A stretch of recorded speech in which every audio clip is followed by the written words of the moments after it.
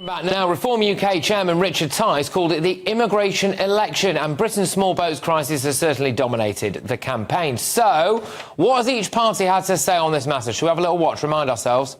What will you do with the illegal migrants that arrive to the UK? What will you do with them? You've had 3 weeks to think of an answer. What is it? At the moment, they're not being processed.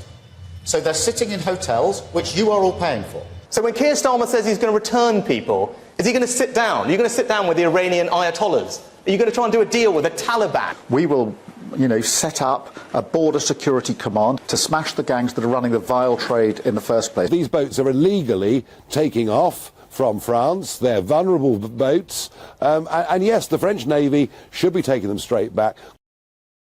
OK, so the question this round is going to be, who do you trust in immigration? Before I do that, can I just get a little show of hands from people in here? Do you think that illegal immigration is a big issue for you at this election? If you think yes, you should put your hand up. If illegal immigration is a big problem for you. So that's pretty much everyone, not everyone, OK.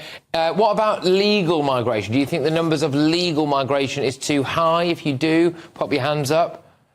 OK, so there we go. We've got a few people there. Interesting. Right. So I'll come to you on the front row, Susan. I believe you've got a bit of a point and a question about the boat crossings. Is that right? Well, I think there's too many of them in the hotels. And they're going to run out of hotels, and then where are they going to put them all?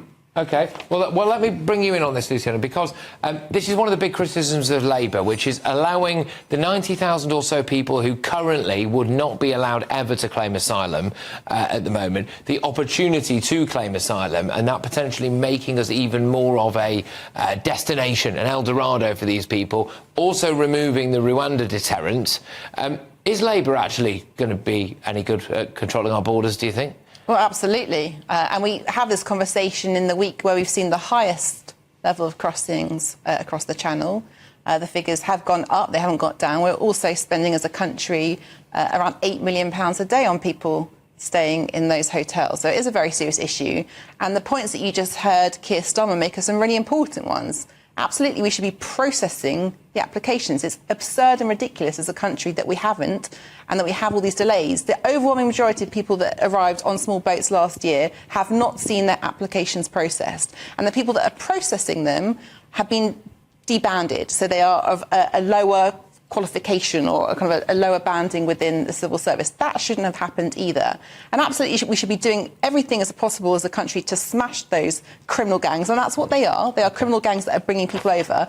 What we've seen is a vanity project, this thing around Rwanda, is only impacting and implementing for 300 people, when we should be doing everything possible to address these massive increased numbers, 40 times as many people that are coming on the small boats. And it's really important when Keir Starmer talks about creating a border security command. We don't have that at this moment in time. We are not using anti-terrorist powers in the way that Keir Starmer and the Labour Party have set out. I think that would make a really important difference, and also having a proper enforcement unit so we can return people. All of those things, I think, make a massive difference to the issues that we're discussing right now. There's quite a lot there, all right, because yesterday the Migration Observatory came out and said that they do not think that Keir Starmer's plans to smash the gangs will work.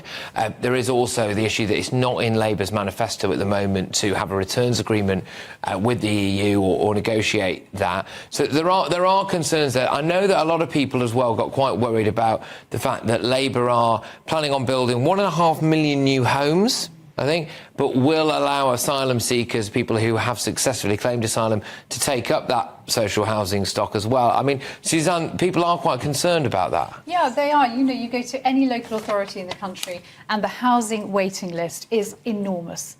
Everyone runs into thousands, even in some of the remotest areas of the country.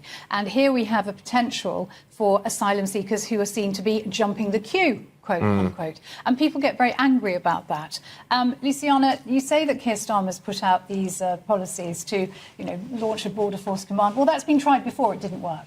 this idea that he's going to crack down on the smuggling gangs. There are at least 500 operating around the world. You cannot, the smuggling gangs are not in Britain. They're not at the Channel. They're operating behind the scenes. It's very difficult to catch them. You've really got to stop people coming into the country and take away all the kind of pull factors, giving them benefits, giving them housing. What benefits do they get? Well, they get benefits by the very fact that we're spending £8 million a day feeding them, clothing them, putting them up in a hotel. You know, that's a massive benefit.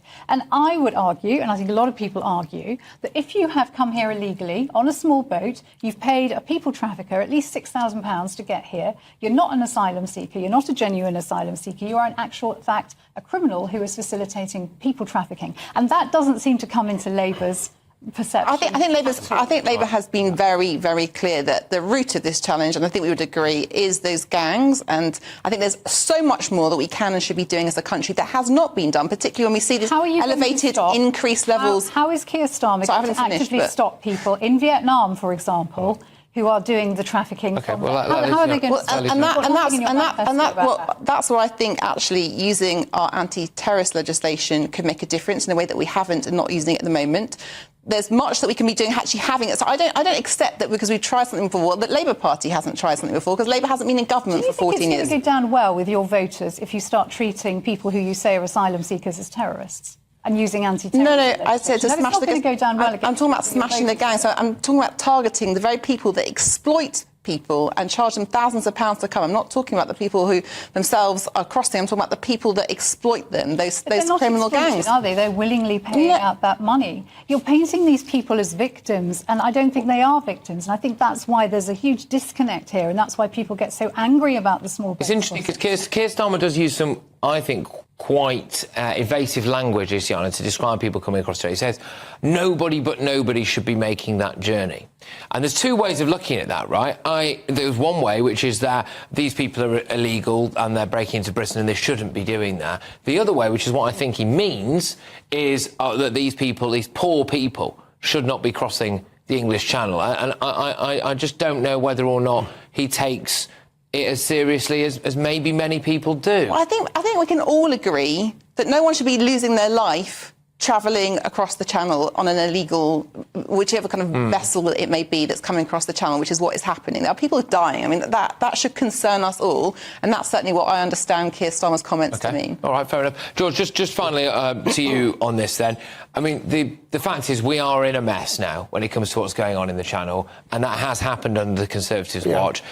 Well, I think the thing is, what Keir Starmer has been talking about is basically trying things that have already been tried. So where we've been able to get return agreements, for instance, with Albania, we have. And we actually cut the crossings by about a third by returning people to Albania. Wherever we've been able to do that, we have. You know, setting up some unit in Whitehall that already exists and is just going to be badged and called something different, it's going to make no difference at all. It's just the sort of thing that's said in an election to give the impression of doing something when he actually plans to do nothing at all. And I don't know why you would get rid of the Rwanda policy. You know, it will be a deterrent. It's worth a try. It's worth a go. We've got that agreement. Let's try it. Let's not rule it out now, because a lot of countries have been successful in being able to deter migration by doing, you know, offshore processing. It's something that Australia looked at. Let's just give it a go. Let's not just rule it out without even trying it. OK, all right. Could I just ask you very, very quickly on this? Which kind of argument there do you find it more compelling? Do you think Labour might have a better chance of sorting out the small boats crisis than the Conservatives, or Reform? What do you think? I think Rishi Sunak will sort it.